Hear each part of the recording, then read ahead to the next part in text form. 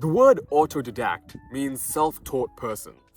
This word has Greek origins, which is not surprising, since teaching oneself was a core principle of early Greek cultures. Socrates, who is considered the father of Western philosophy, only received a basic education. In fact, Socrates emphasized the importance of self-directed learning through dialogue and critical thinking.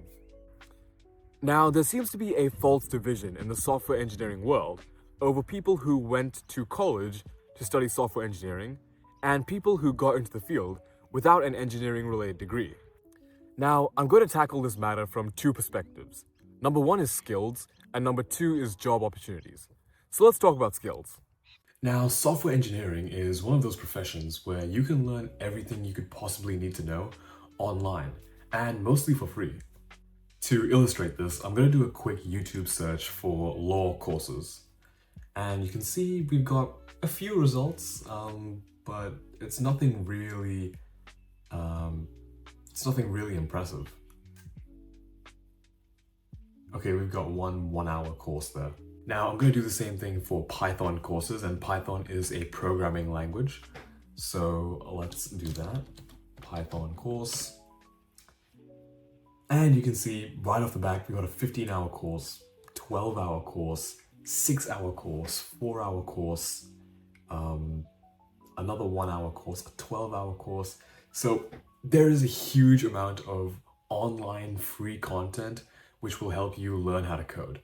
So you can see the difference between software engineering and other professions. Now, going back to the example of Socrates, he emphasized the importance of self-directed learning. In software engineering terms, that translates to one thing: projects. Because projects allow you to apply what you've learned to accomplish a specific task. For example, if you were learning app development, you might build a couple apps to practice what you've learned. Now, coding is actually only one part of building software. The other part is problem solving. And I've come to realize this working as an AI engineer, because when you're building AI applications, especially ones that have never been built before, you're really getting paid to solve the problem at hand, with coding only being a means to an end. It's kind of like being an author. Most people know how to read and write, but it takes a different level of creativity to build a plot, design characters, and tell a captivating story.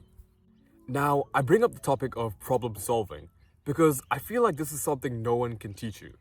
It is something you must learn and develop. And how do you develop your problem solving skills? By solving problems. And that's where practice and projects come into play. Now, the next lens I want to look at this through is job opportunities. The consensus is that you need a software engineering degree to land a software engineering job. And I get it.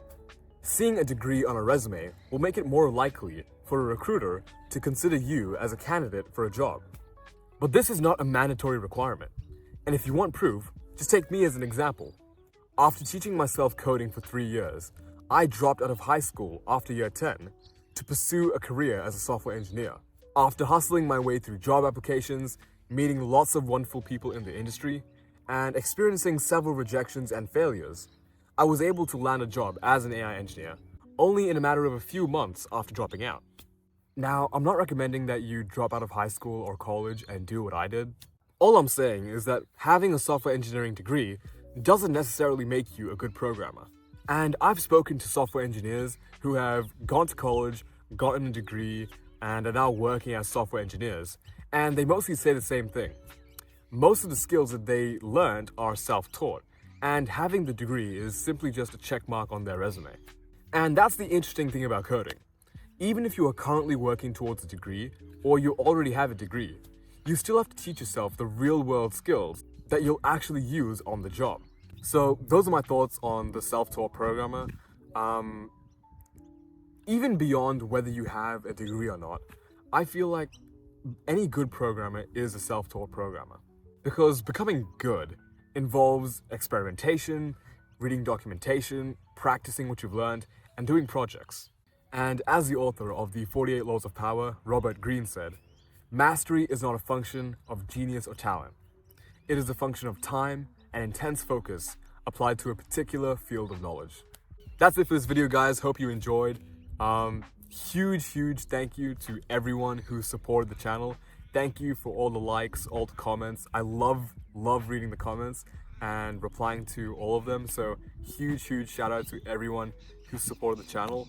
I've actually just created a brand new Instagram account for this channel, so I'll be releasing behind the scenes content, stuff about my coding life, my day-to-day life, maybe some projects I build. I might upload a bit of content on that as well. So feel free to check that out. Until next time, peace.